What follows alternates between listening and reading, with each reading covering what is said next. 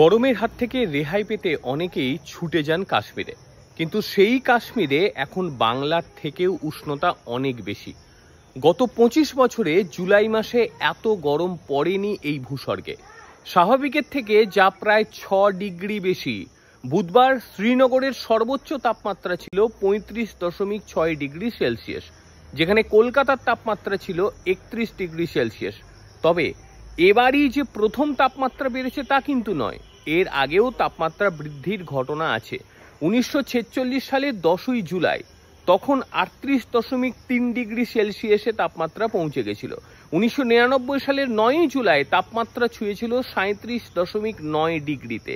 এবছর আবারও তাপমাত্রা বৃদ্ধি পেয়ে যাওয়ায় চিন্তিত আবহাওয়াবিদরা। অদূর ভবিষ্যতে পরিস্থিতি আরও ভয়াবহ হতে পারে।